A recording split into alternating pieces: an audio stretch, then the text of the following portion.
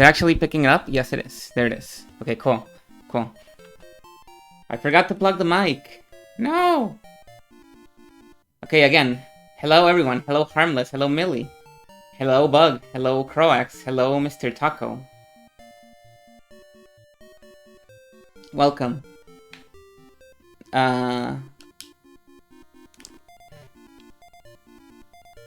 If there was anything... Yeah, I said everything, Millie. I said the whole thing. I gave a whole very touching speech that I have to give again.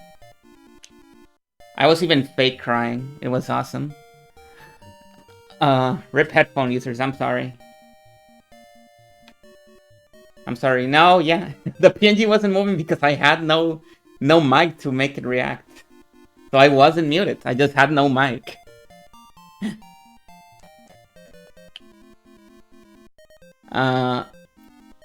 Yeah, the thing that I was doing off screen was just really boring stuff. It wasn't even grinding. It wasn't gambling.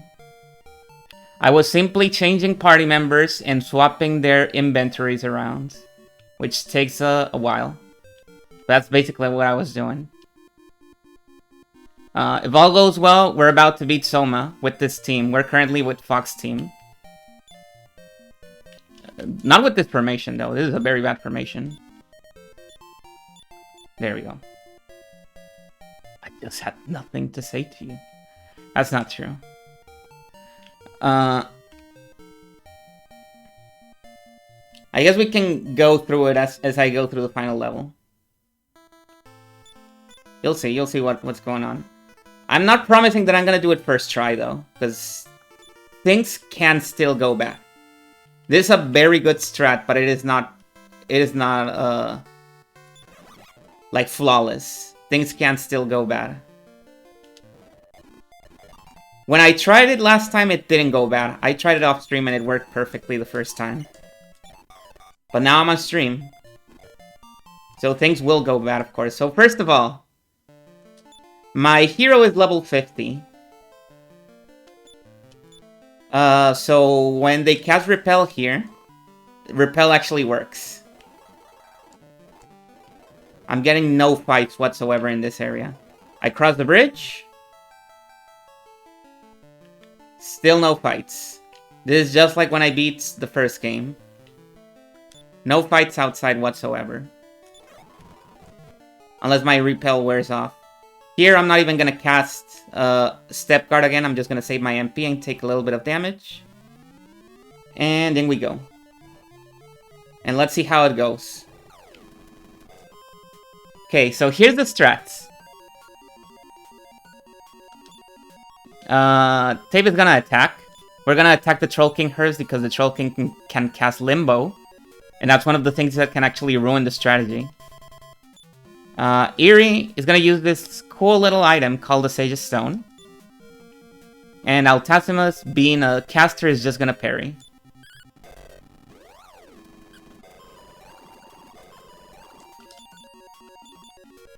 This is going to be my strat every single turn. Until we win the fight.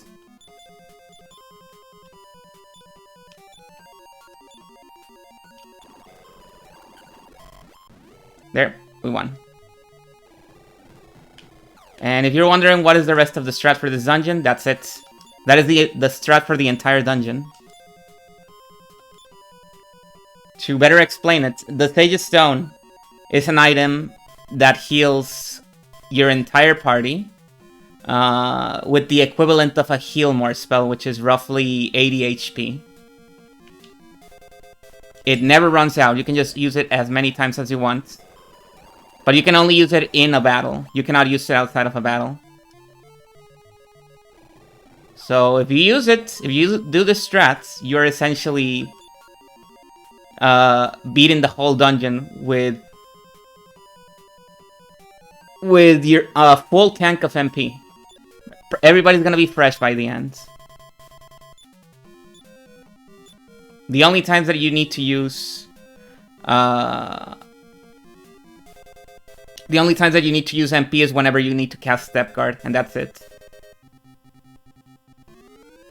Now, what are the points where the strat can fail? It is specifically with 2 enemies, I want to say. There's 2 specific enemies that can ruin your strat.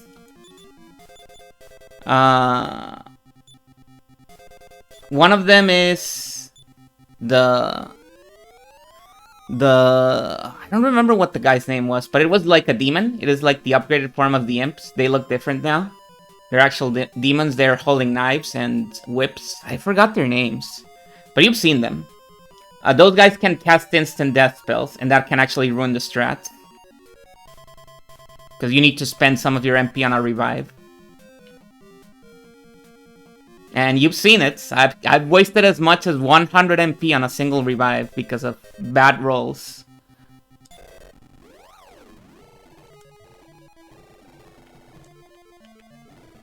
Even so, it is actually less risky to actually do the fight now than to run away from it. So we're gonna do every single fight. We're not gonna run away at all.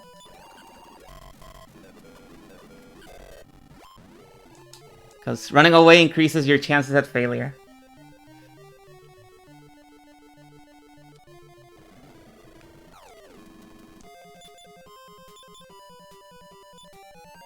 So prepare for a very boring crawl, I guess. A true crawl, a true dungeon crawl. Oh, look at that! The enemies on the first floor, some of them are even running away from me now because I'm level 50. And the other guy that can actually run rich strat is the Troll King. Even more so than the other guy. Because the Troll King can cast Limbo. Hello, Laha. We're about to beat Zoma. Just you watch.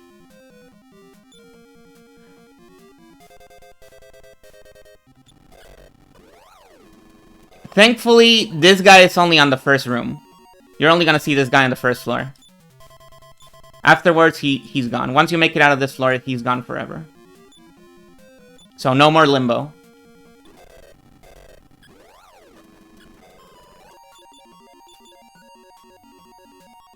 Also, you might notice, I have a level 50 hero.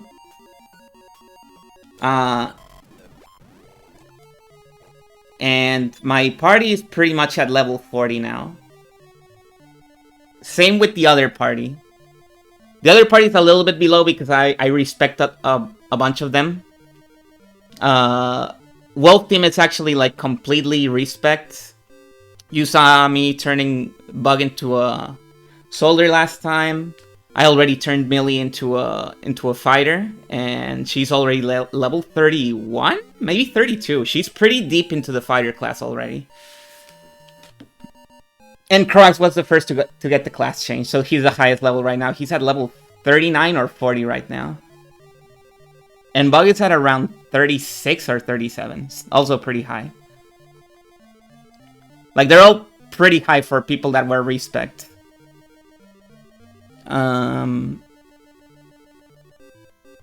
even with all that, I still cannot beat this dungeon legit.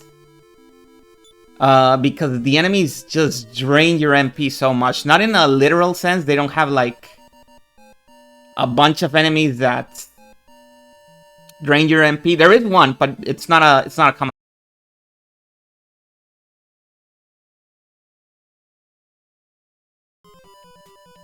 I've been getting extremely throttled these days. Oh, it's back. It was a short one. It wasn't a long one.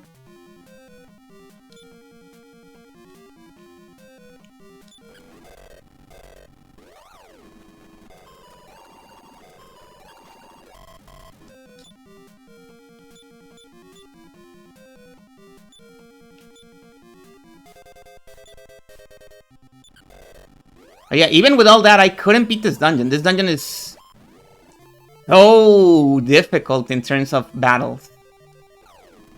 Like, the layout is extremely simple. It is one of the simplest dungeons in the game. Once you figure out the... Hello, Brayley. Hello, welcome. Once you figure out the trick to the secret entrance behind the castle's throne, the rest of the dungeon is pretty much a straight line. It's really easy. But you might have noticed, I got into like 7 encounters already. And I'm still on the first room. And even though some of the enemies are... Fuck me. See, already I got a limbo.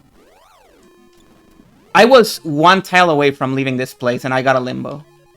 Now I need to leave. See, this is where the strat can fall apart. Just this first fucking room.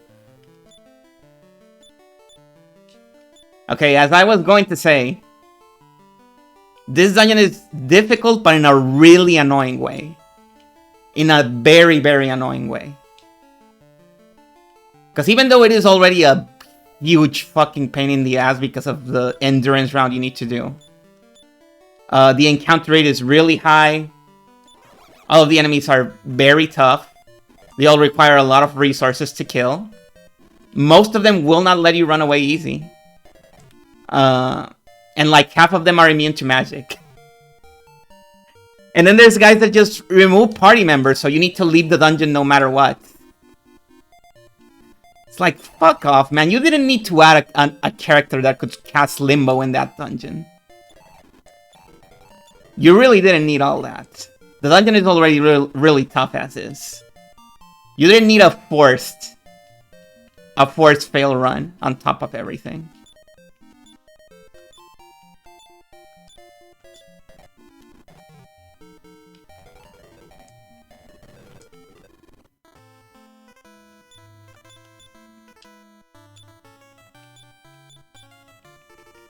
And then there's the other side of the coin, which is what I'm doing right now. Like, I don't know about this final dungeon, guys, because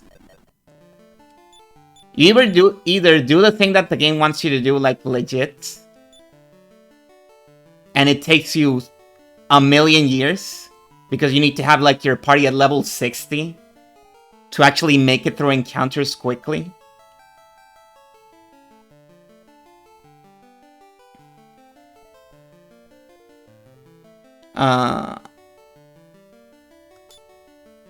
Oh yeah, the wizard gains a new spell at the end. What is it called? Chance. What does Chance do? I got it with the other wizard in my other team, but I haven't tried it myself. Because my other wizard is level 40. Oh, you mean reborn as in reclass. Right. Because they've learned all the spells. Yeah, that makes sense. So you can respec them into a... I don't know. You can make them a fast caster just like you can do it with the healers, I suppose.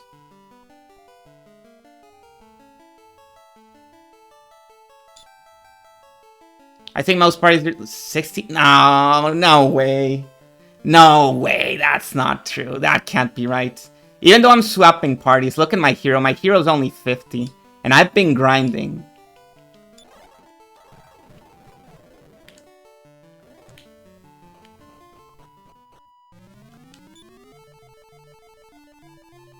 Mage shoulders make for great DPS. Yeah, I can see it. I can definitely see it. And with the Mage's Stone strat, you don't need to worry about MP, because you're only gonna use it in the boss.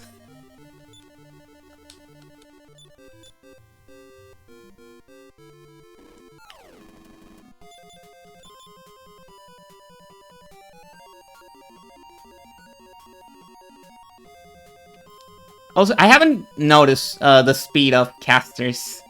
I feel like sages are a little bit faster than wizards and pilgrims, but I'm not sure. Because I feel like Eerie's always the first to cast.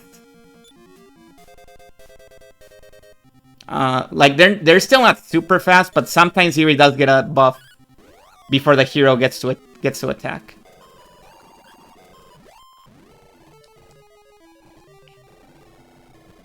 So yeah, right there you just saw the absolute worst case scenario. The moment that I turn on the stream, it happens. It is to be expected.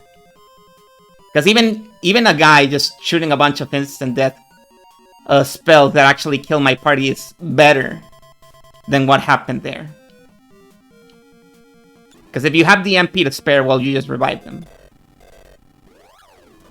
But if somebody casts a limbo on you, well, there's nothing you can do. You lost a party member. You need to leave now.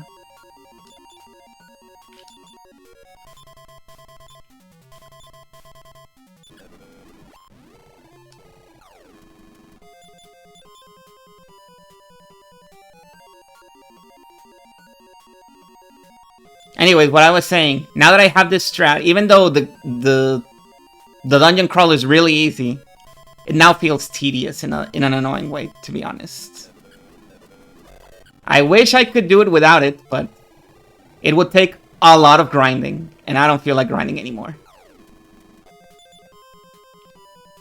Because the other thing is that I've been getting really diminishing returns with the hero lately.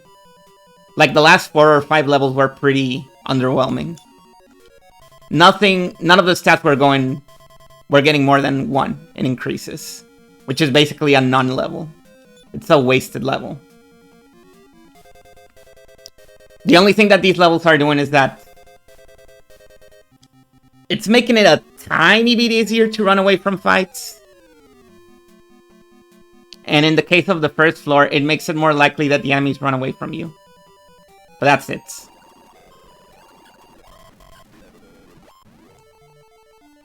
My voice is very high compared to the music. Is that so? Hang on. It's spiking a little bit. How about now?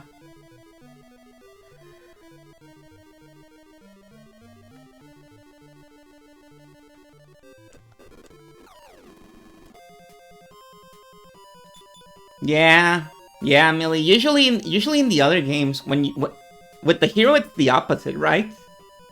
Once you hit the high levels, the hero just becomes a beast usually, and it's not the case in this one. It's actually hitting diminishing returns now. I feel like the hero already peaked at this point.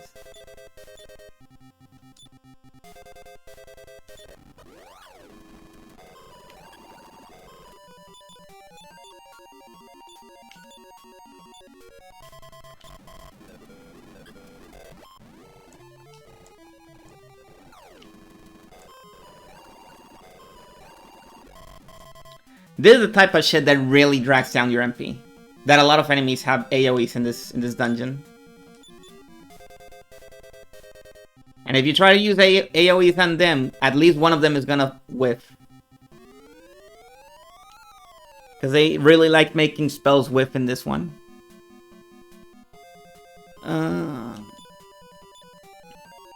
Say stone and parry.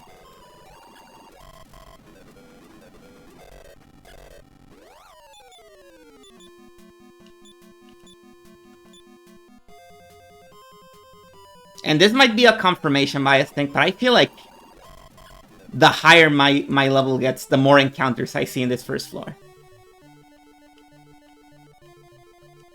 Like, before this, I would see, like, maybe 2 encounters on this floor. Now I can't make it out of this room without at least getting 5.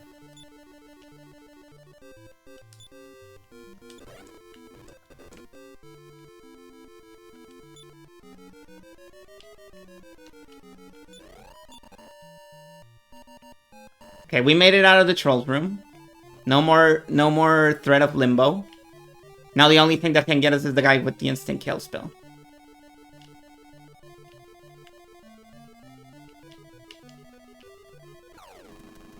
This guy. Oh, this guy. The Barog.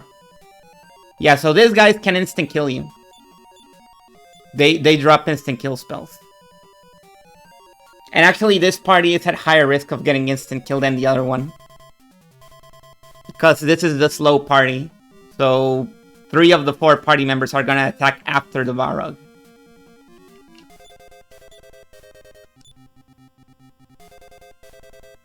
And I guess this is where I drop at least 1 spell. Because I really don't want to get killed by the Varug.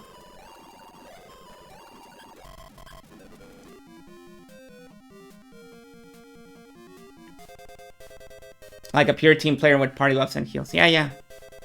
Yeah, it is based on the Dragon Quest hero.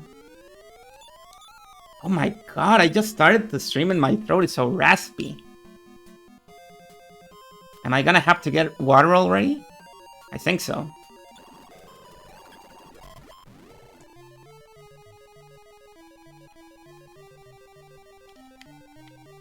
Let me just make it through this annoying room.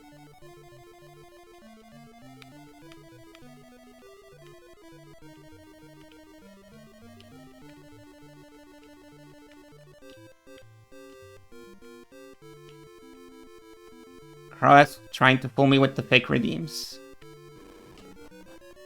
Okay. Let me go get water real quick. I'm not even gonna put BRB.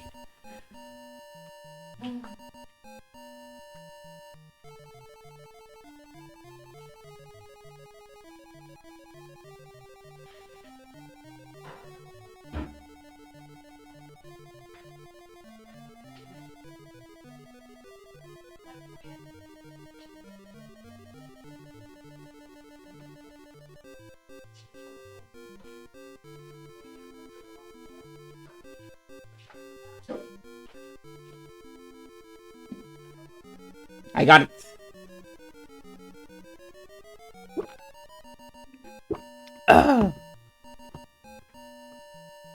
And I'm not cheating, I'm being nice. This is water. It's not soda, it's not tea, it's water. It's water as water.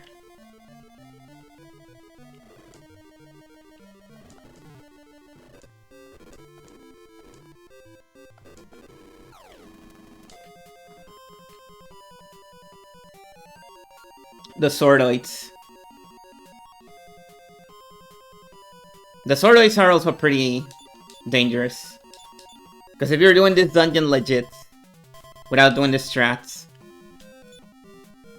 in order to kill Swordoids, you need to use physical attacks always. Because they're immune to magic. But they take a very long time to die if you do that. So even if you're not casting magic on them, you're still gonna be wasting MP because you need to buff your party members. You're gonna be wasting a bike kill on your guys.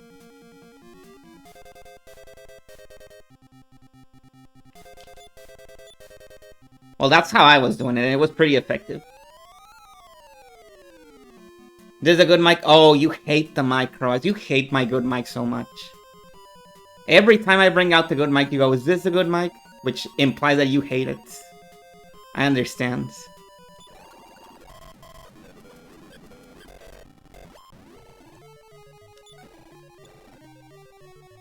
Oh, I got the Snowblast Sword. What is this? Let's see. Well, I can't equip because I don't even have it here.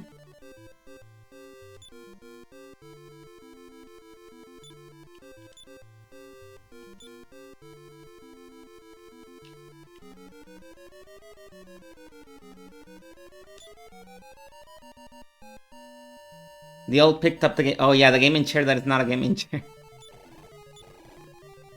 There.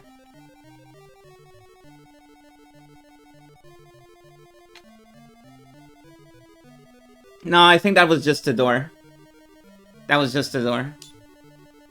As you can see, currently it's set up so that it doesn't even pick up sound. I mean, I don't have the good mic up. Evidenced by the fact that you heard nothing about the first, like, 10 minutes of the stream. You couldn't hear me talking because I didn't have the mic plugged. So who has the... What does know about it? You do. Is this a good sword? I guess we're about to find out. Despite its name, the Demon Axe is not cursed. It is not a good sword. It is actually worse than the other one. That's funny. Maybe it has better invisible stats that I don't know about. But I don't wanna test that shit. Let's just go back to the other one.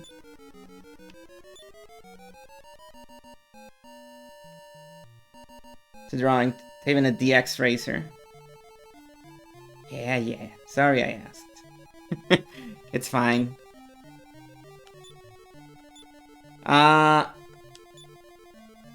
Yeah, one of the things that I was doing at the beginning of the stream, before I actually put up the screen and everything. The Putragons are still weak to fire like their weaker counterparts. Their weaker cousins.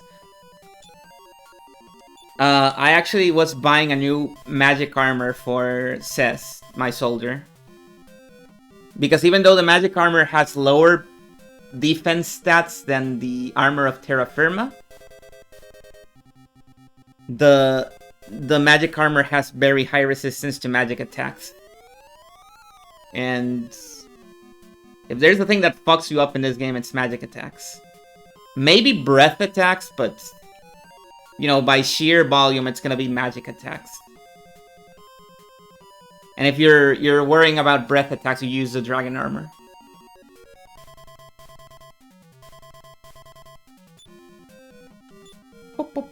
Phase stone.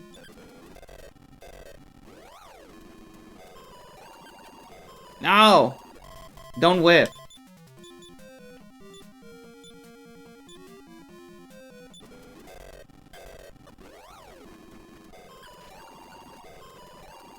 And yeah, Fox Team actually has much more trouble with the strat than Wolf Team does.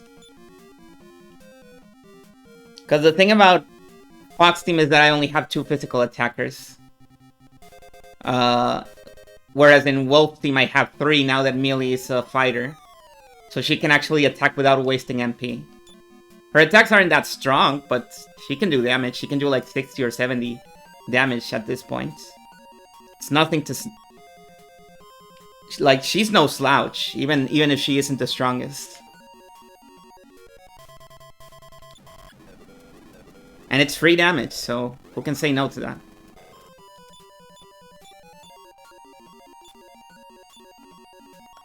And the other reason Wolf Team is better for this strat is that most of the members of Wolf Team have a very high speed stat.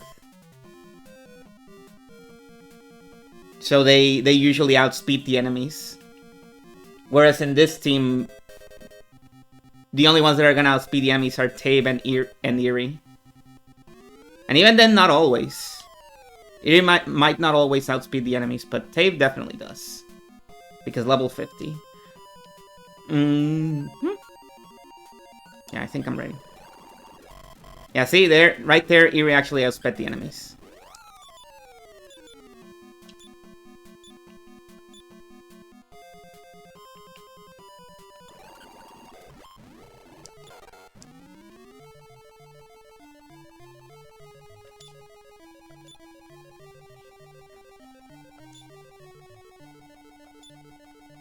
There you go, Altasm is now level 40.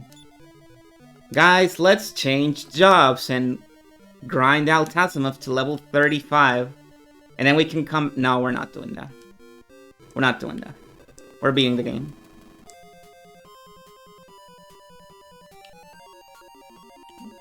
Oh, you mean by Tabe? Yeah, that's what I do. That's my evil trick. Phase stone. Parry. Nice. You really want to go in for the Barrocks first. Because again, they can cast instant kill spells. And they will hit you, and they will kill at least one of your guys.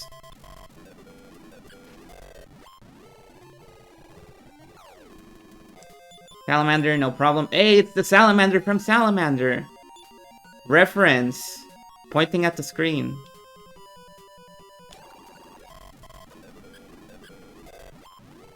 Woo. Oh my god. Wait, whoa. Get out of here. That was a free run, I was gonna take it. You bet your ass I was gonna take it. Whenever I'm in this situation, it feels really risky to not have my 2 fighters target the Barrog. It's always a gamble, because my main character is very inconsistent with its damage. Usually it's a one-hit kill, but not always. Sometimes they do pretty mediocre damage. Sometimes they whiff.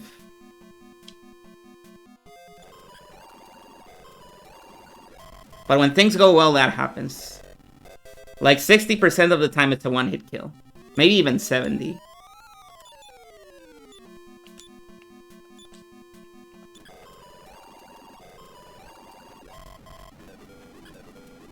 Like, look at that. That sucks when you're actually using MP. 2 of the guys just use breath attacks on you. And that's just so much healing that you have to do.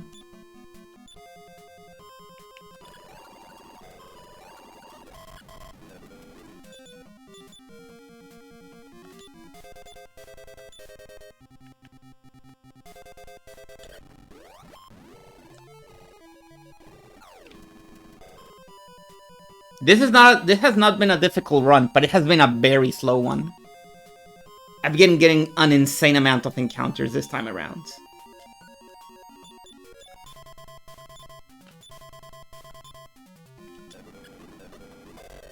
Like a really, really high amount of encounters. And I think I still have one entire room left.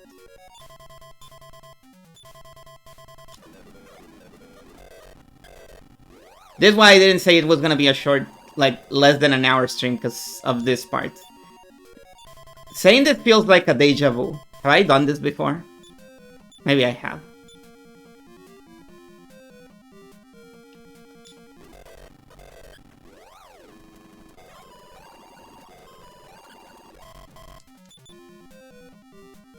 How are you still not dead, Sordoid? Come on.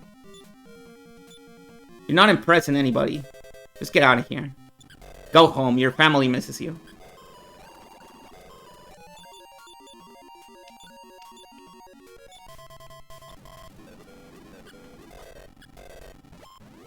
There we go.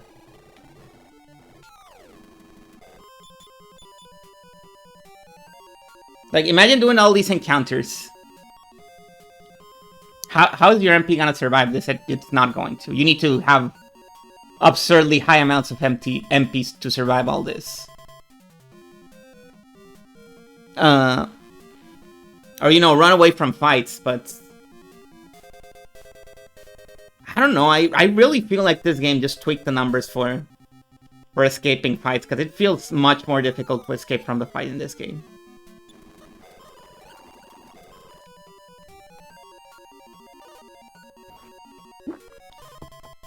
Because when I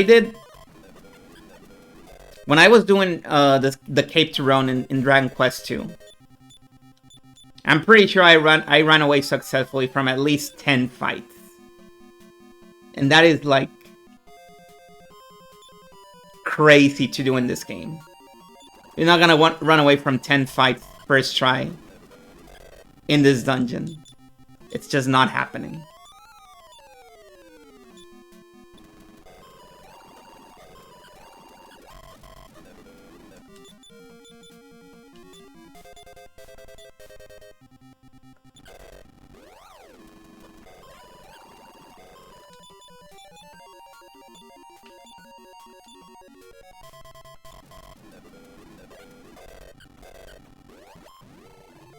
Okay.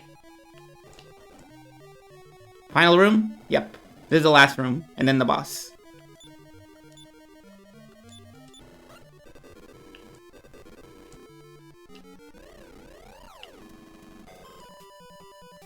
Like, this encounter absolutely blows chunks if you're doing it legit. The worst encounter, in my opinion, in this entire dungeon is the one that's like the green golem guys teamed up with 2 archmages. Pretty much any guy teamed up with 2 archmages is the worst, because the archmages are just gonna keep constantly reviving each other and blasting you with spells. And they even cheat with the revives, because sometimes they actually cast the revive on the same turn where you killed their partner. Like, that is literally not something that anybody could do. They're input reading you. Or they're just doing their moves after the decision making has been done.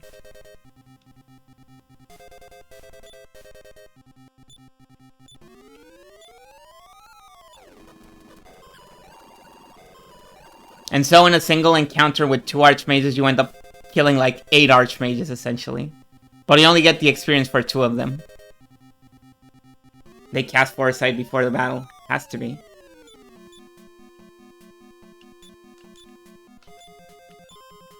Like, it's not a difficult encounter, but it's a very grueling one. You're gonna lose so much MP in that encounter. And of course, running away from it is also very difficult. And every time you fail, they're gonna hit you with the ice spell. And it's gonna be like 60 damage for every one of your party members.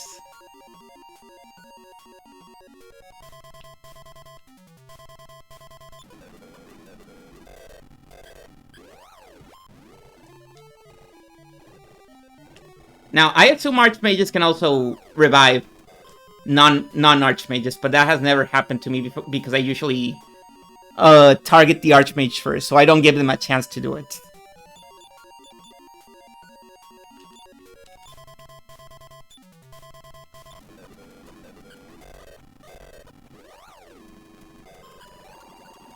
Everybody targeted says, oh my god.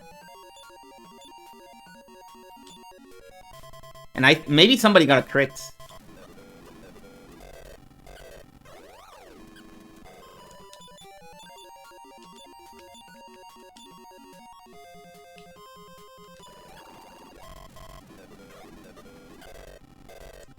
Also, look at the numbers of experience now if I wanted to grind to level 50 my party. I've done this entire dungeon. These are the highest level enemies you can find in the game. By now, I've done at least 20 fights. Maybe even more. And the only guy that has leveled up is the wizard.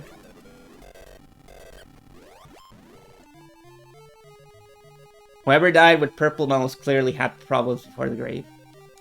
Maybe the grave was full of poison.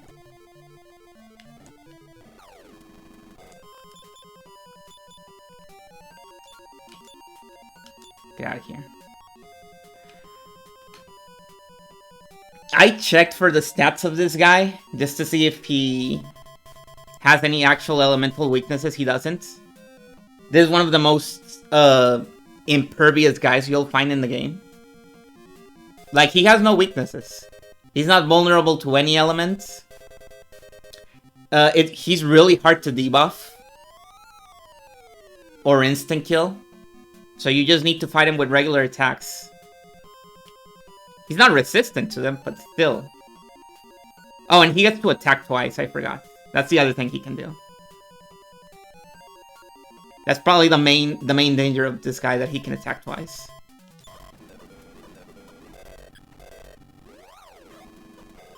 And the later games refer to them as one-man armies, which I think is a very fitting name.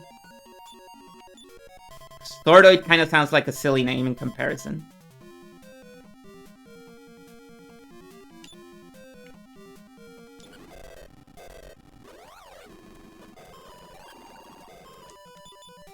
The devs are crazy cranking up the difficulty.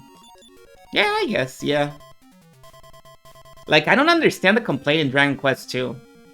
Like, everybody's like, oh, the Cape to Run is so difficult, it's so broken. I can't believe they made such a difficult dungeon.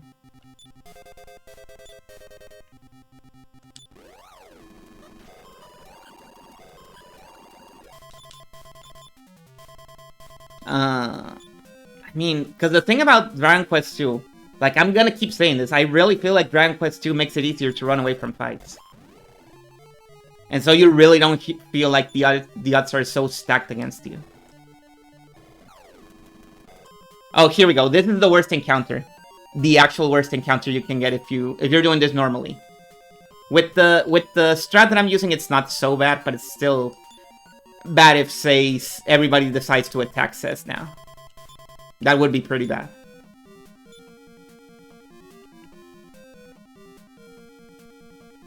Because I'm not kidding. Just you watch how many times the Archmages are gonna revive each other.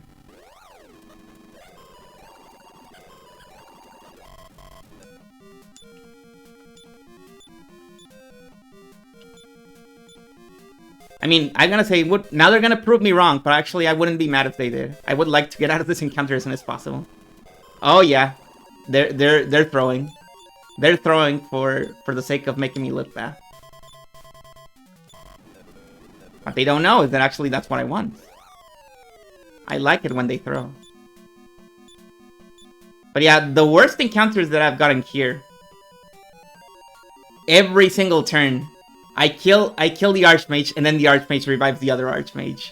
And that just happens over and over and over and over and over. And I end up killing like 8 Archmages by the end.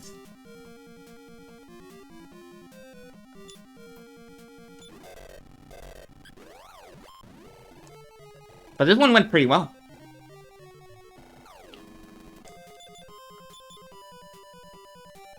I hope you don't mind, but I am gonna save state at the end of this, because I don't feel like doing this crawl again. It takes so long to make it all the way here. This is like a whole half-hour crawl, even if there's no way you can lose. It is a really, really long crawl. And it is not very interesting.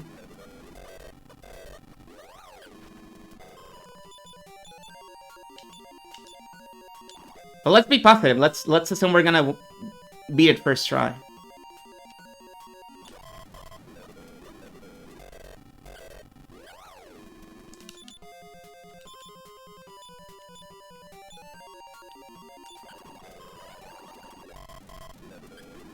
Oh yeah, and the Swordites can cast heal more on themselves. That's the other thing that they can do. You go like, motherfucker! Why can you do so many things?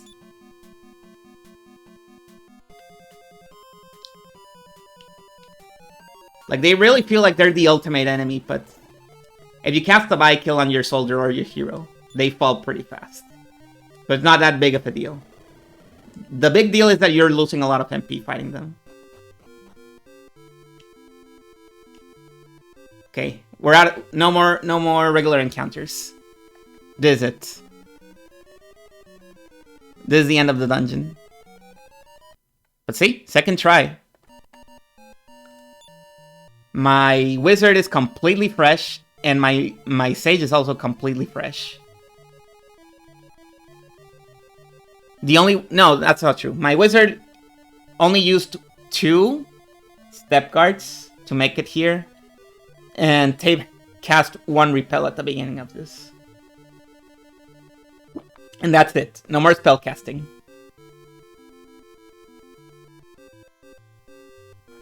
So now we're gonna tackle not the final boss.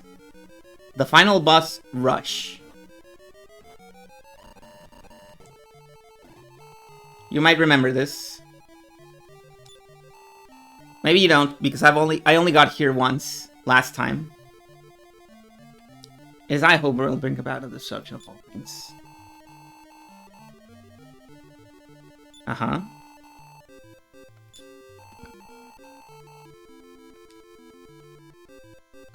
First off, we need to fight the King Hydra that killed our father. You might remember that from the previous room where it happened, where we didn't do anything to stop it. It was very cool. So for this one, what you need to do is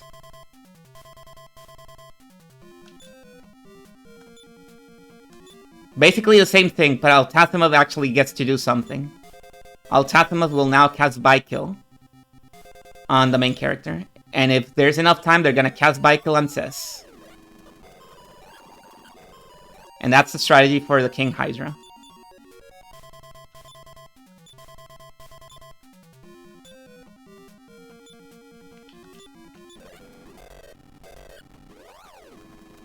I don't even know if this guy's resistant to magic, because I've never tried hitting it with magic.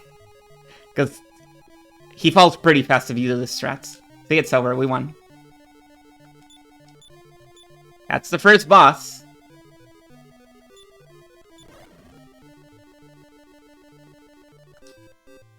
Next one. Baramos Bonus. Oh, there's another Baramos. Check it out. Alright. So the strat for this guy. You attack with Sets and Tape with your 2 fighters. Then with your Sage, you use the Sage's Stone. And then with Altathimov, you cast Buy Kill on your hero.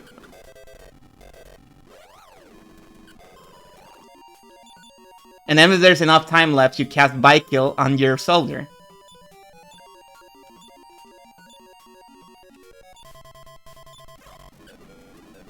And presto, you now know how to fight Baramos Bomus. There you go, you won.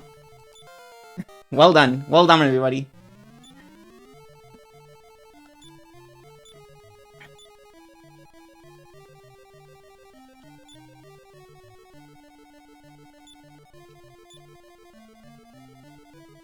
Should we use a heal us? Let's use a heal us. Sure, what the hell.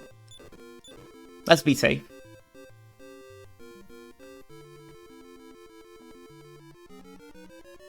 But for Baramos, yeah. I've killed Baramos twice now. But there won't be a third time, right? Anyways, now we need to fight Baramos Gonus. Now the guy is nothing but a skeleton. This guy just won't quit. Okay, so this one is different. For this one, what you need to do is you need to attack with Tave, attack with Cess. With Eerie, use the Sage's Stone. And with Altathimov, you need to cast Bykill on your main character. And if you have enough time, you need to cast Bykill on your soldier.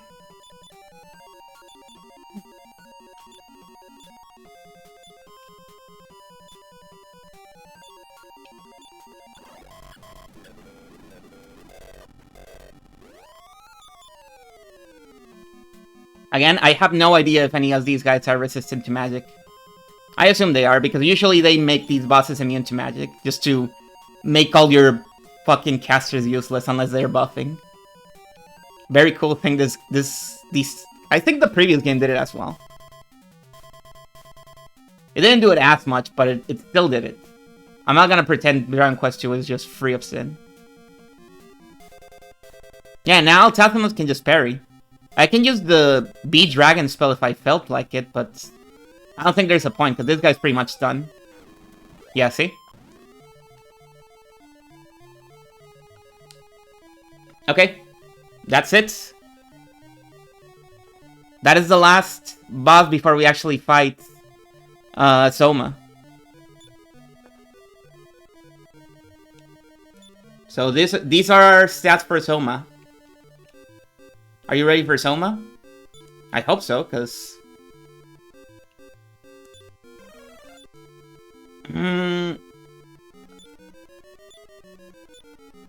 So here... How do I want to do this?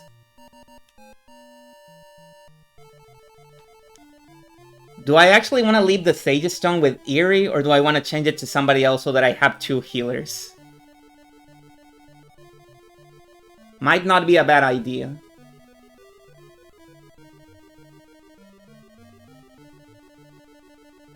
I could give it to Cess, I suppose, since Cess is not gonna cast any spells. It's just gonna be an No, wait! I don't know. Do I want to do it? Do I want to? Do I want to change my Sage's Stone to somebody else? Now I'm unsure.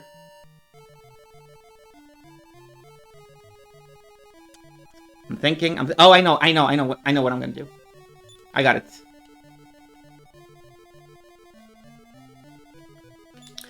Eerie currently has 104 MP.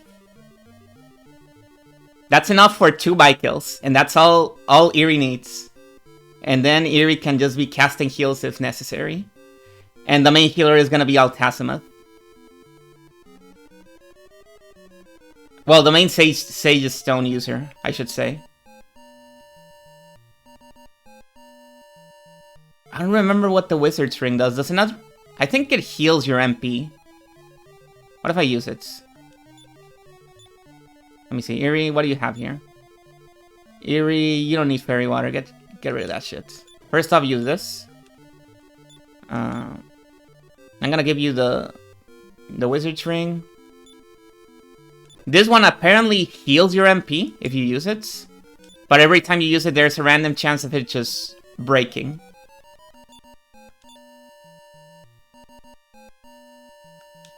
And knowing my luck, it probably broke right there.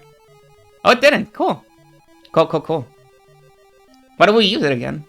Just so Eerie has a little bit extra MP. That would be nice. You want a Sage and a Sword of Sage on this squad? Yeah, basically. I want to have 3 healers. This is mostly what I want. I really want to be safe for this fight.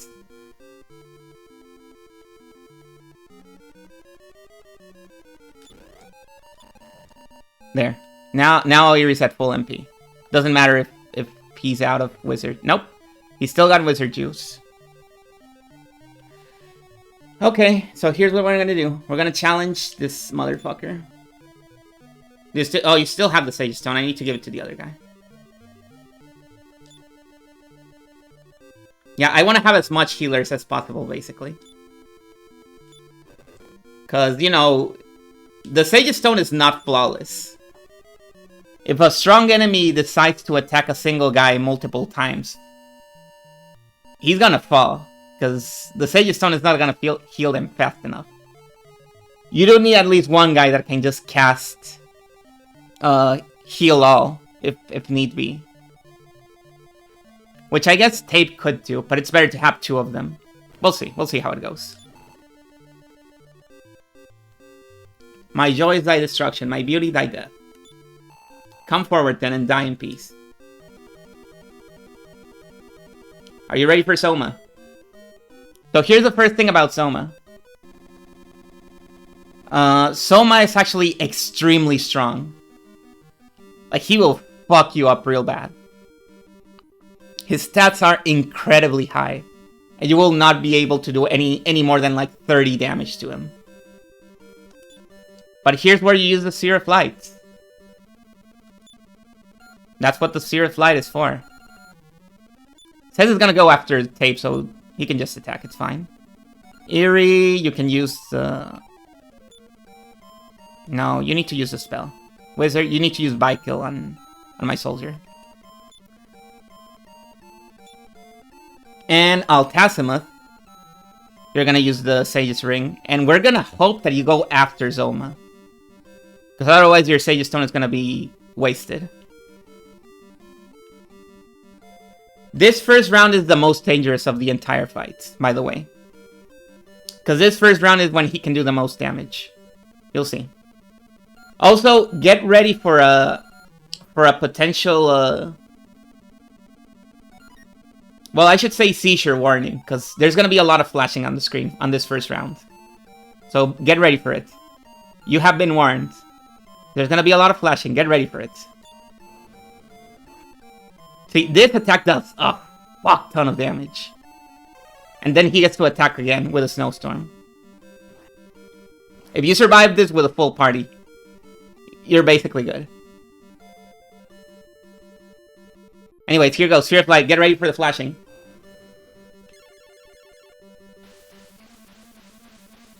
And this lasts a really long time. This is like a 15-second effect. Okay, it's over.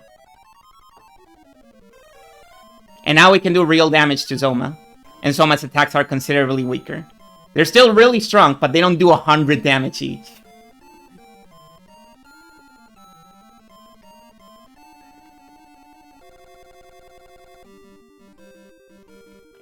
And now, what is the strat, you might ask?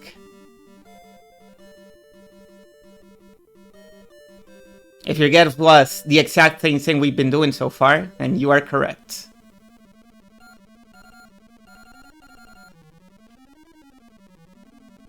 I might just cast an extra heal on Cez for the hell of it. Just to be safe, because Cez took a lot of hits last turn. Which is basically how it went on my other test run. My second party member was taking a lot of hits. They take... I think Zoma has a real preference for the second party member in this fight. So you really gotta be careful in keeping them topped off.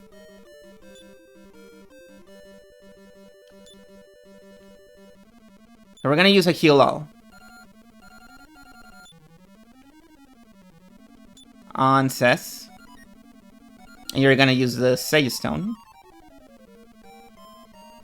Actually, no. I think I'm gonna use the heal all with Tave. So that... Ah, fuck. I already forgot who I already buffed. Did I buff Cez or did I buff Tave? I think I buffed Tave. Well, we'll find out. And you can attack, and you can use another buff. And you can use a Sage Stone. There we go.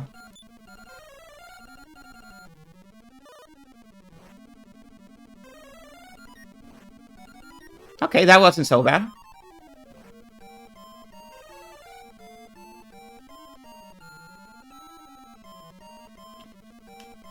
Oh, Tathamus is a bit beaten up from that one, though. Sez is doing good damage, so I think Sez was the one that got... Well, we'll see. Once I attack with Tay, we'll see. So this essentially just made us recover from the first round. And now we're back to regular style stuff. Here, if I wanted to do a lot of DPS... A thing I could do is that I could actually just cast B-Dragon on Eerie. And just have Eerie just continuously nuke the guy. But that is a very risky move because then you lose a healer. I might do it anyway because Tave is another healer. Should I do it? Should I just go Dragon with Eerie?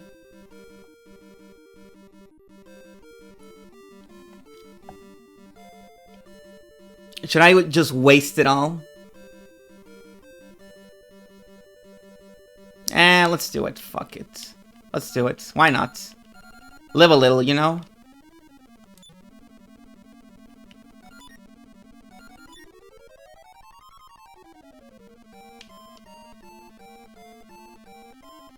This essentially means that there was no difference between using the... No, actually, let's wait until next turn, just to see if Tave is already buffed. Because I'm not sure if I actually buffed him. I might have failed to buff them. And here you can use a Healus. It's for the hell of it. You can even cast a barrier, I suppose.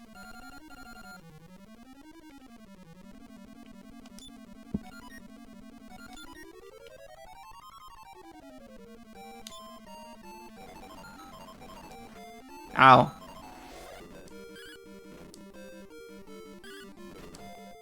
Yeah, I don't think Tave is buffed. That doesn't feel like buff damage. I think I need to cast another buy kill. We'll see.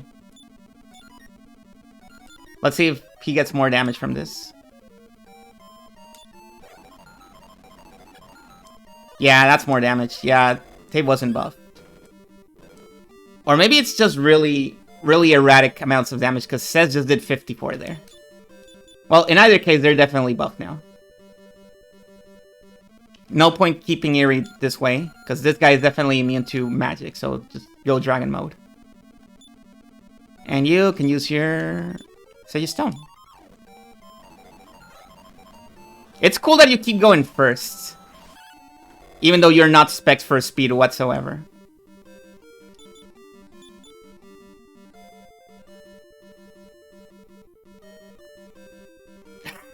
My fucking B-Dragon got barriered.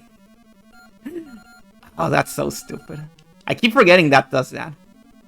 Magic works in a very silly way in this game.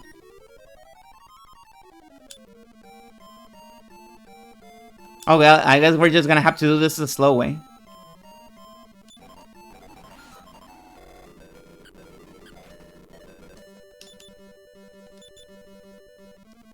But right now we're still in top shape.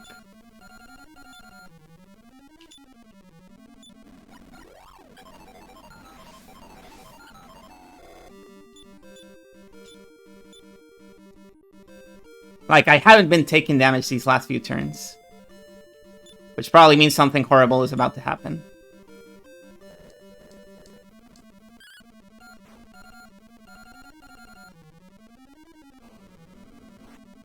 Okay, Breath Attack is not magic. Nice. What the fuck? That was crazy damage this guy was doing. Yeah, I figured he was doing something fucked. He was buffing himself, I bet. Something like that. And now I just lost my...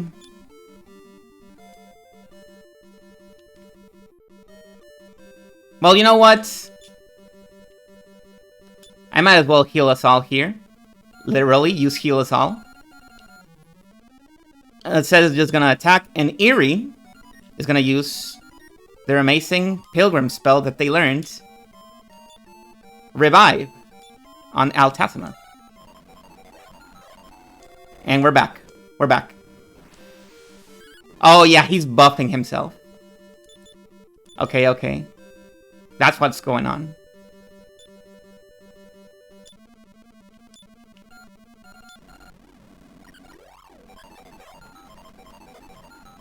Could really do with those attacks not whiffing, Tess. Could really do with those attacks not whiffing. Balzac. Hello, Miyavi.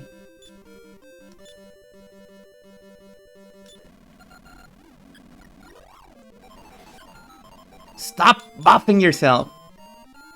Stop doing that shit.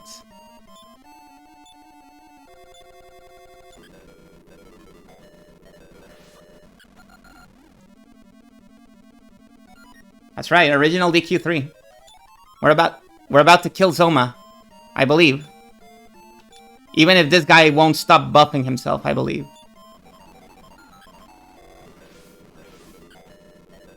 Dog, you need to die already. You need to stop surviving attacks.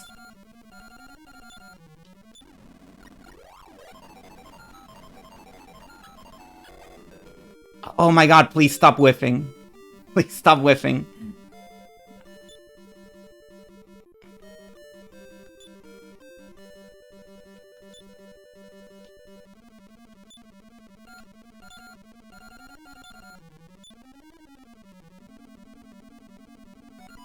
Then we move on to chapter 2. No! No! No! Okay, I made it. I survived that round.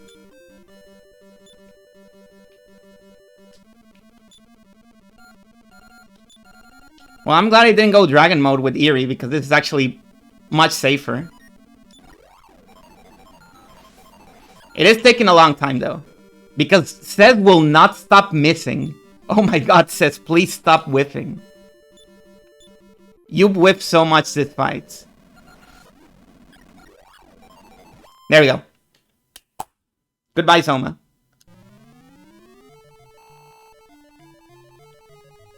Thou has defeated me. But heed my words. So long as brightness exists, so doth the darkness.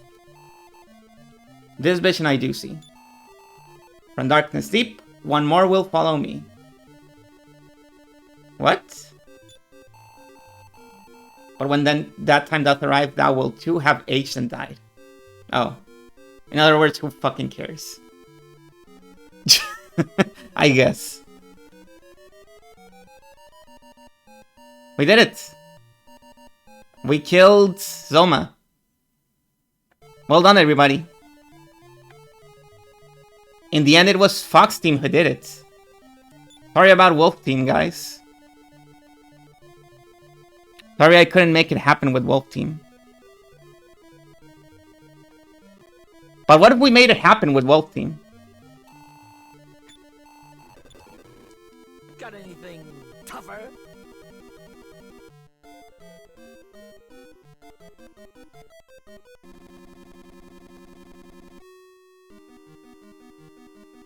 Are you ready to fight Zoma again?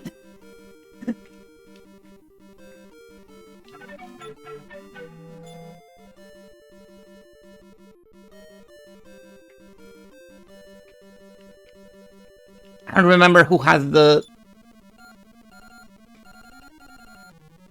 I don't remember who has it. Who has the orb in this one? Not you. Is it you? Ah, fuck. Hang on. Let me start over. This is the unsafe version. I know I ruined the timing by doing that, but I need to swap equipment here. I want Croax to have the Sage Stone. There. This is the safe version. Oh, but then Croax can't cast by kill. Fuck. I keep forgetting about that. No, I think it was better how I had it. I think it might have been better how I had it first.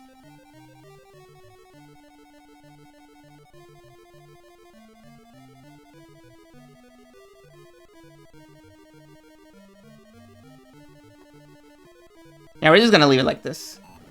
Okay, now we fight Zoma for real. Here we go. The last one was cool, but let's see it again. Let's do the encore. So again, this is a different dynamic than the other party. Because this team is squishier than Fox team. They're much more vulnerable to attacks. But the plus side is that they're faster. This team is faster. I think I didn't use the Seer of Light. Yeah.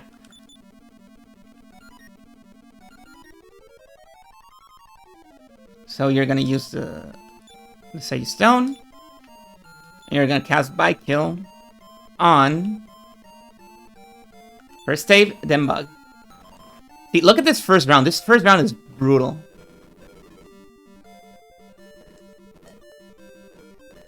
And sorry for the flashing again.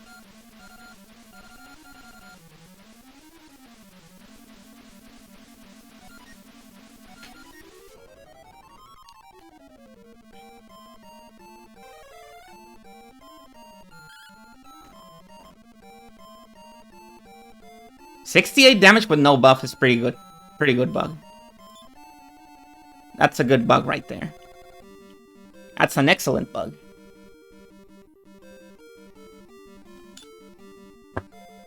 Now let's see if I can make it through without having to use a second heal here.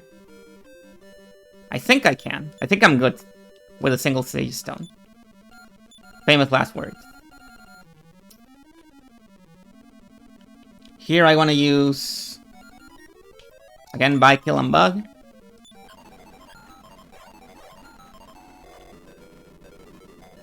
But yeah, this team is much, much better at hitting things than the other team. The thing is, they are more vulnerable to attacks. Because they have lower defense than the other team, and they have less healers. Less casters overall. Here. No, I want to cast a spell. I don't like how low Bug's HP is right now. So you're gonna use that. You're gonna use, of course, the Sage Stone. And you... What can you do here?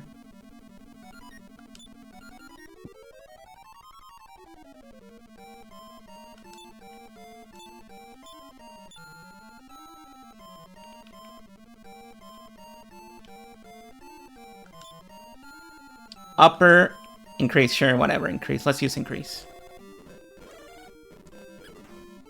I don't remember what increase does. We're about to find out.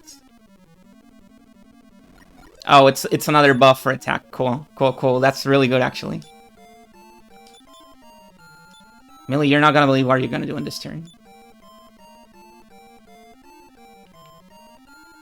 Man, Cross has got nothing to do now. I guess I'm just gonna buff you and have you hit the guy instead of casting spells.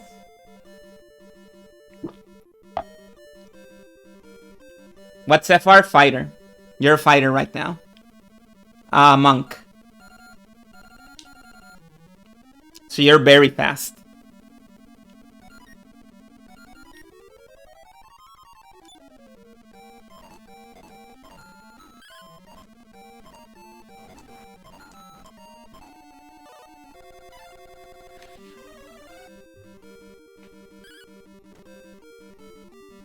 Speedy. That's right.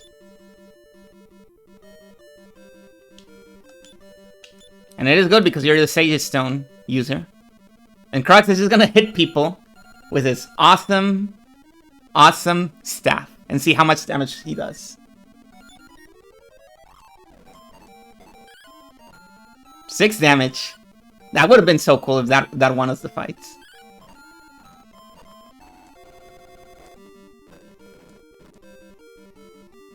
Well, it was worth the shot, I suppose. Can Croax actually do any healing in this fight? I don't think he can. So I should just make him Dragon Mode. I'm just gonna make him Dragon Mode. Since he can't heal, he might as well just Dragon Mode. That is the best way to do damage with this guy.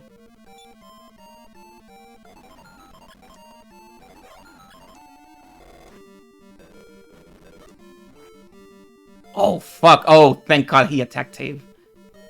Oh, that was really dangerous. I'm just gonna throw a heal us all here. We all gotta use it someday.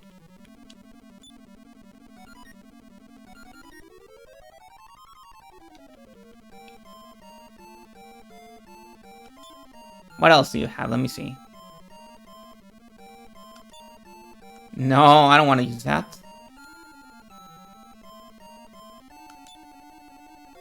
We're just gonna use speed up, I suppose.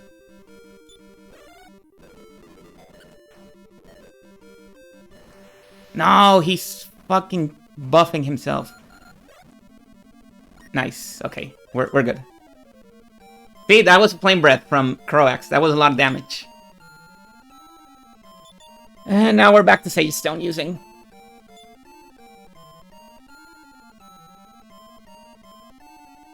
Did he undo my dragon spell? I think he did.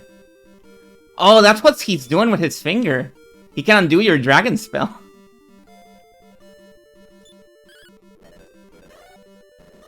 I don't think anybody else can do that.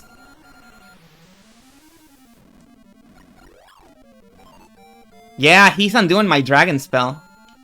Well, at least he's wasting turns doing that, so I'm not gonna stop doing it.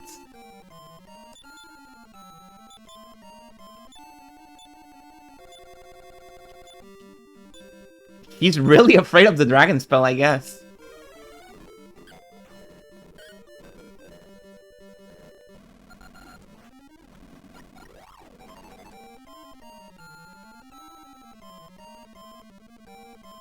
Another really bad turn for us.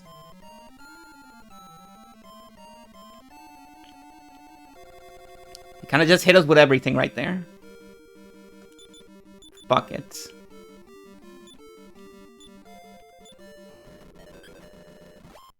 We did it. We won. That's it. We beat Zoma with both teams. Good job, everyone.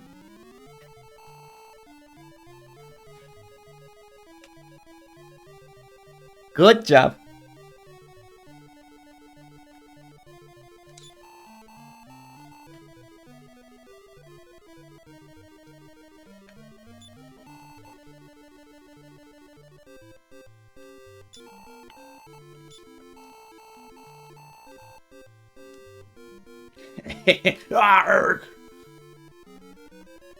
Is this the funny prep you were doing? No, the funny prep I was doing was just giving the Sage's Stone to the other team. Because I only have one Sage's Stone, so I need to swap it around. And getting an item from one party to another is a huge logistics mess.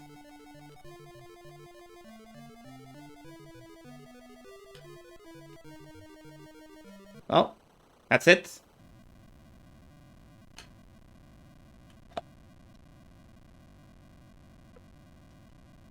This I actually did last night. I actually got Wolf Team up to this point last night. What the? No! Don't say it to me. Hello, Camilla. You're arriving at the tail end of the stream because I said I would... I didn't say I was gonna beat the game. I said I was gonna beat Zoma. Whether or not that's the end of the game, it matters not to me. I hope you were having a nice stream. What are you guys up to? My health didn't get healed. I am noticing this. That is a little bit worrying.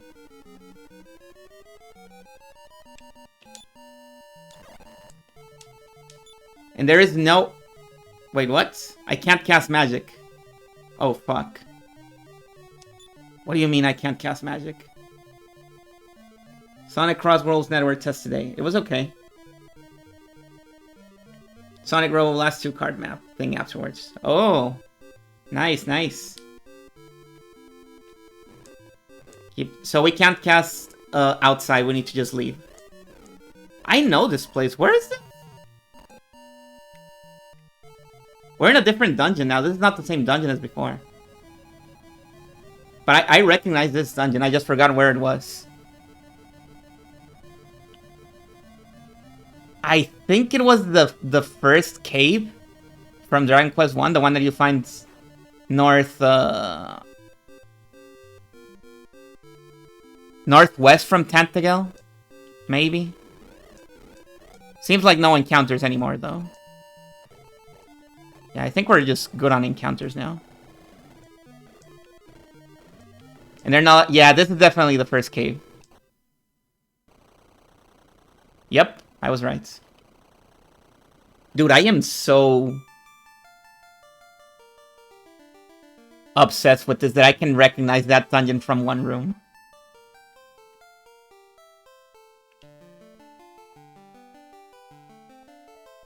And the light has returned to the land. The light has returned to... What is this place called? I already forgot. Alifgard.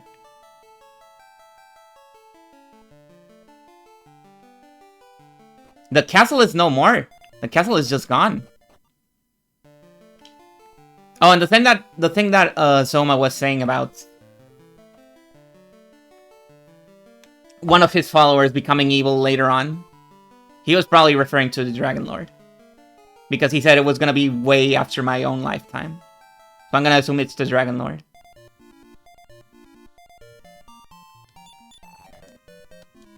Oh, I haven't mentioned it. But something cool about this game, lore-wise, that I realized.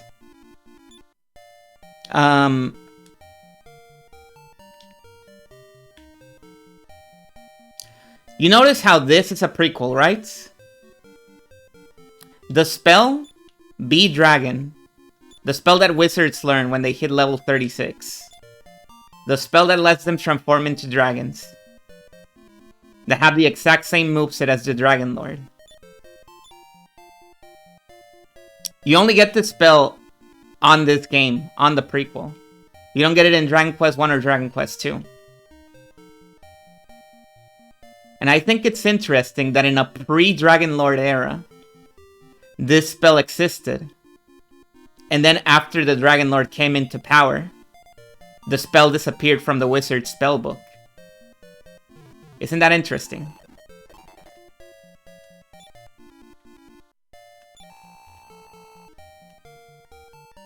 The day has dawned again in this land. Okay. I don't care, man.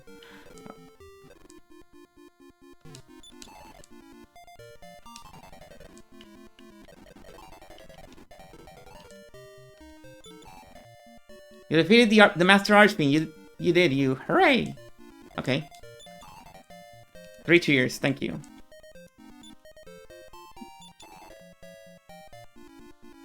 It's a dream come true. We're like Shadowbringers, but in reverse.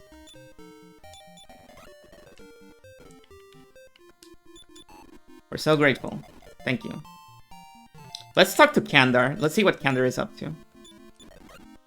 Hey, Kandar. From now on, let me call you boss. Sure thing. I'm glad I didn't kill you, man. You gave me a good tip for the end of the game. Thanks to you, I found the sunlight stones. No!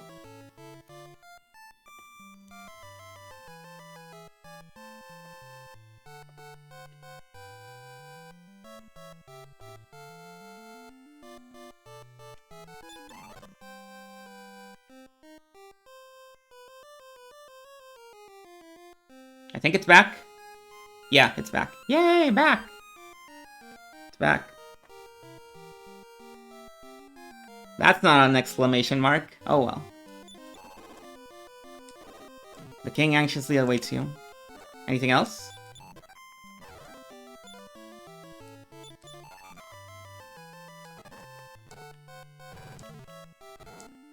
So I'm unsure, which king do we need to talk to now? The one here? In Aliahan? Or the one back in... No, the one in Aliahan is the one back up on the upper world. This is the Tentacle King. I keep getting them confused.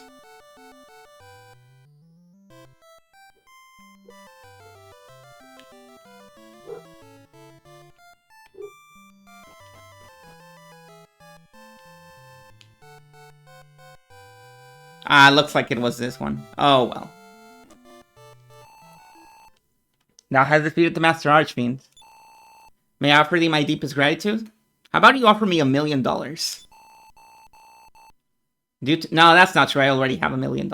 I've been grinding like crazy. Due to thine efforts, day has finally dawned again in our own country. I added a word there. Thou art a true hero. I hereby bequeath unto thee that which is our country's highest honor. And what is that? Are you gonna kiss me? The Order of Erdrick. Bearing witness to your status as a true hero. I mean, brave hero of Erdrick. So Erdrick was already a thing. Okay. Thou wilt forever remain the stuff of legends. Great way to put it.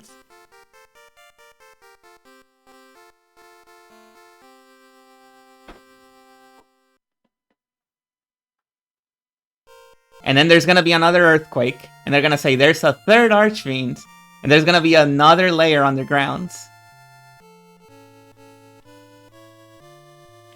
And the game is gonna continue until level 70, and it's gonna be the map from Dragon Quest II.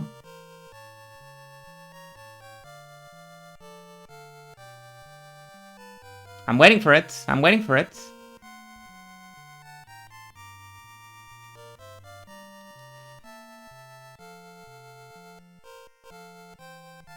Thus a true warrior was born. Became known as Erdrick, hero of Aliahan. There was no equal. However, shortly after the hero mysteriously disappeared and has not been seen since. Many story has been told of that darkness of the nights. Or less. Hang on. Slow down. Let me stop the game for a second. I need to read this. Many story has been told of that darkest of nights, when Erdrick left his weapon, armor, and amulet behind, in places you might recognize in Dragon Quest I. Legend says that they have been handed down to worthy warriors of future generations as the Sword of Erdrick, the Armor of Erdrick, and the Emblem of Erdrick. Okay, sure. Yeah, I remember that. Also, look at the symbol there. That's the symbol that I have on my funny hat. Because the Moonbrook Princess is actually a descendant of Erdrick. She's one of the cousins. Thus, the legend was born.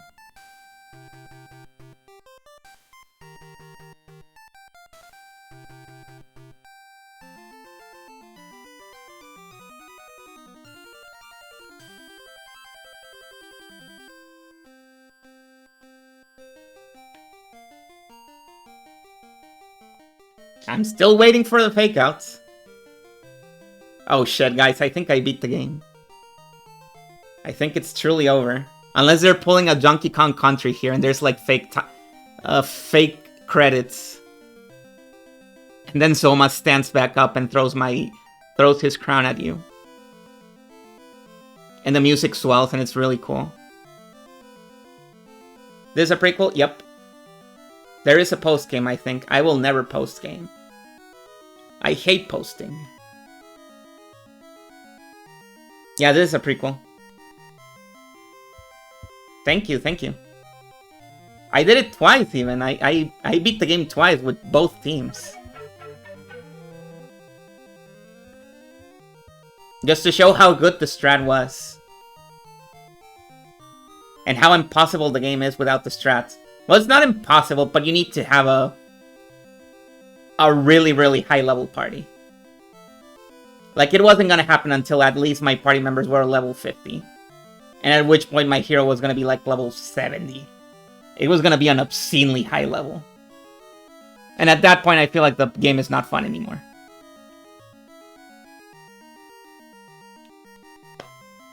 So yeah, that was Dragon Quest 3 apparently. Pretty good game. I enjoyed it a lot. I'd say...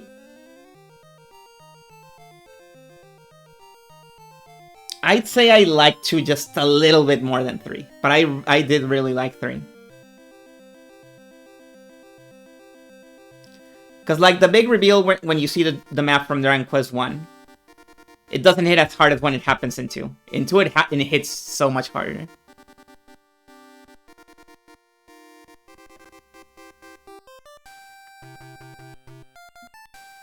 But I did like the whole thing about the map being... what's it called? Like a copy of the real world's map. That was really fun. Because it meant you didn't have to memorize a map in a sense, because you basically already have the places memorized in your minds. Just by culture. So in a way, this was an educational game, when you think about it. It was teaching kids geography. Which is something 2 didn't do, nor 1. 2 and 1 only teach you math.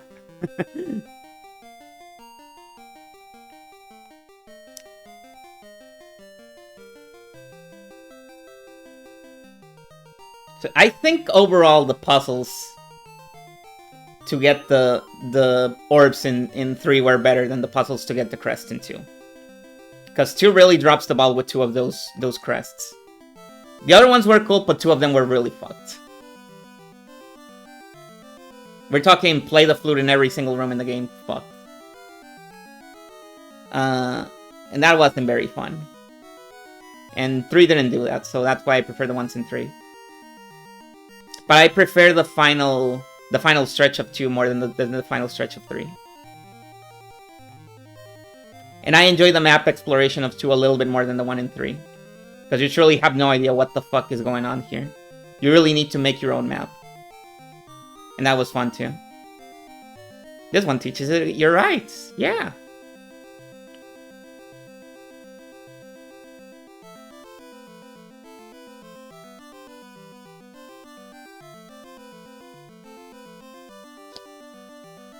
What are they gonna do? Well, I know what they're gonna do in 4. 4 is separated into chapters with different player characters you use, but from like a nitty-gritty gameplay perspective, I have no idea how they're gonna expand from this, because I don't feel like there's anything they can do in this direction. Because there's 1, then 2 is just 1 but bigger, and then 3 is just 2 but bigger. And I feel like 4 is not gonna be just 3 but bigger. They're gonna have to do something different. They can't just keep doing that forever.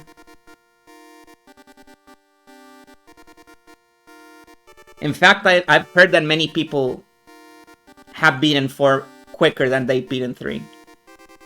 Like, 3 is just a little bit longer than 4.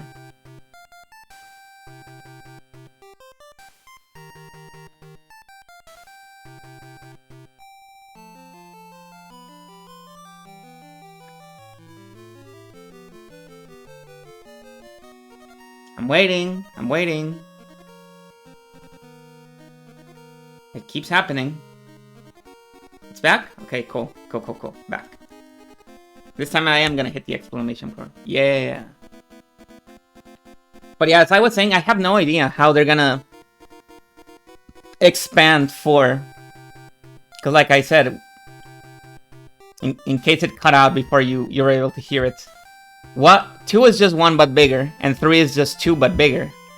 And I don't think 4 is just gonna be 3 but bigger. They're gonna do something different. They're gonna have to do something different. They can't just keep making the games bigger.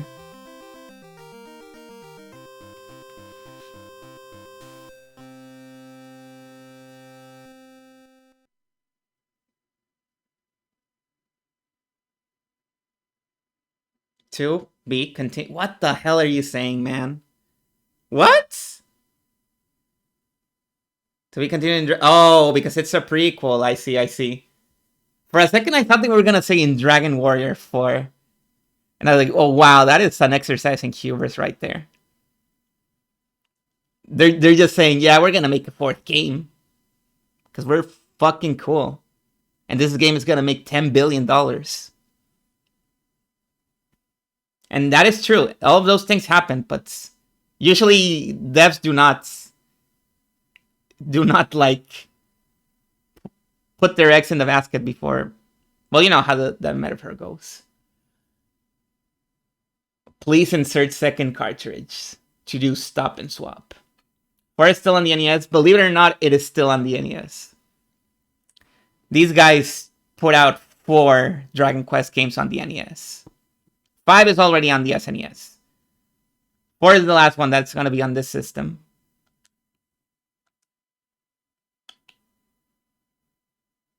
Yeah, they were cranking them the dude, what the fuck?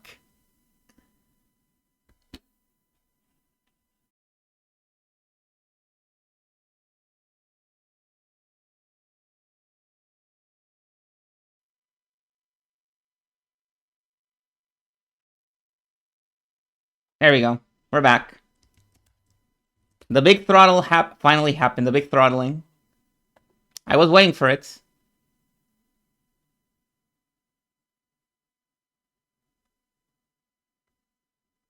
Wait a minute. I'm not seeing any NES Dragon Quest V. I don't think that's true. I don't think it's true that there's an NES Dragon Quest V.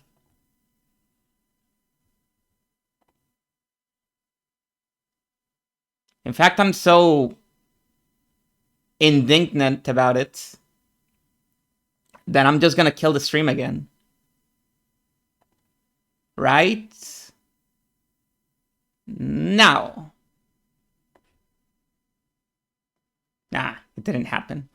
Okay. Is there a Famicom Dragon Quest V? Nope. I couldn't find it. If there is, it's Chunsoft's best kept secret. They Disney bolted it. The original NES Dragon Quest V was full of slurs and racism and homophobia and misogyny. And it's greatly criticized Imperial Japan and the current Prime Minister at the time. And so it had to be striked from the record. And they had to make the whole game again for the SNES.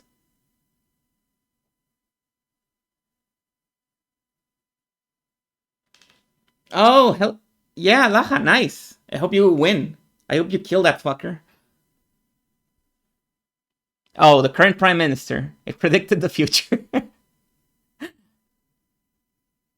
Wow. So, very strange what I just said. So, it was woke, but it was also not woke. It was woke and bigoted at the same time. It offended everyone. Just like South Park. So, X7 time? No, we're done. I wasn't even supposed to stream today. This was supposed to be a break day. I'm only streaming today because I was convinced that I could beat Dragon Quest 3 really quickly. Because, to be honest with you guys, I was convinced that was the end of the game. I didn't think there was going to be a third act. I was like, no, this has to be the end. They're not going to do it again. You need to show some restraint. Because you need to save it for the next game where you are going to have a third act. Or even a 4th one. Perhaps even a 5th one. Well, thank you so much. Now, thank you, Croax, for showing up and being nice. As always.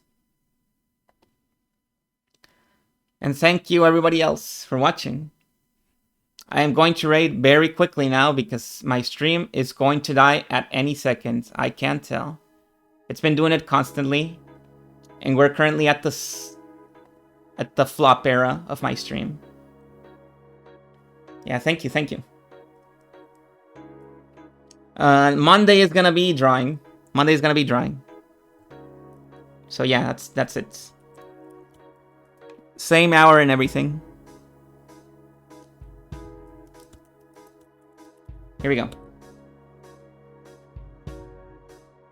Rating Al Tathamuth, who is currently doing his birthday stream. So go wish him a happy birthday and enjoy Max Payne.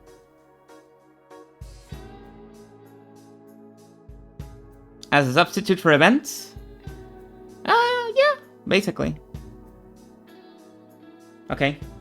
I'll see you. Bye!